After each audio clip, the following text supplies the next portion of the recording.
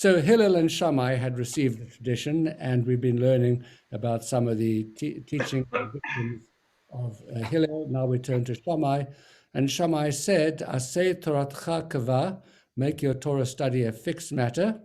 And another very good piece of advice, Emor ma'at, say little, va'aseh harbe, but do a lot. Veheve mekabel et kol adam beseve panim yafot, and receive every person with a cheerful countenance. Let's take a look at the first part of the statement.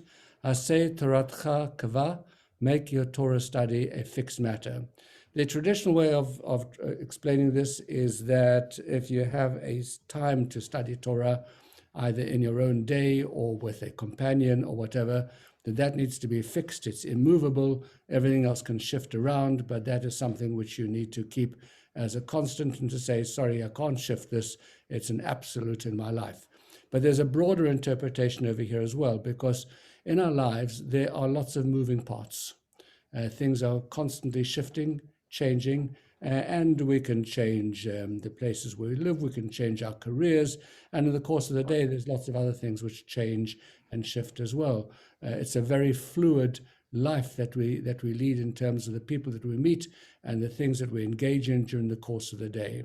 But underpinning all of these, there has to be something that is fixed and immovable. There has to be, in the broadest terms, described over here as Torah, but for us meaning our values, our beliefs, the things that we consider to be really important, and the red lines in our lives in terms of moral behavior and of standards.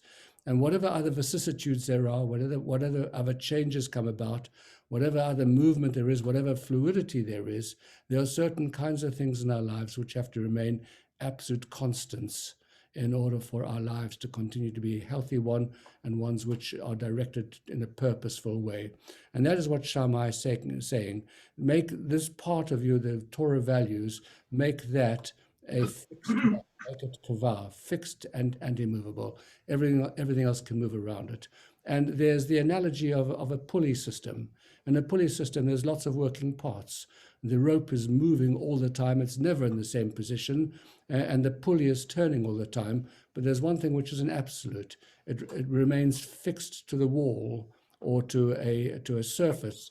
That's the point. That's the anchor of it. And everything else moves around it.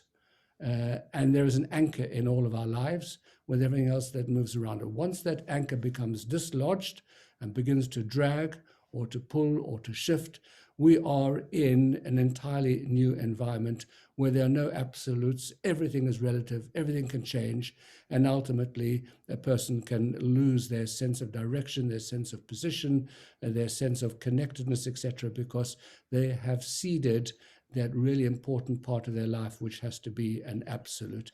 And that's a really powerful teaching that comes from Shammai.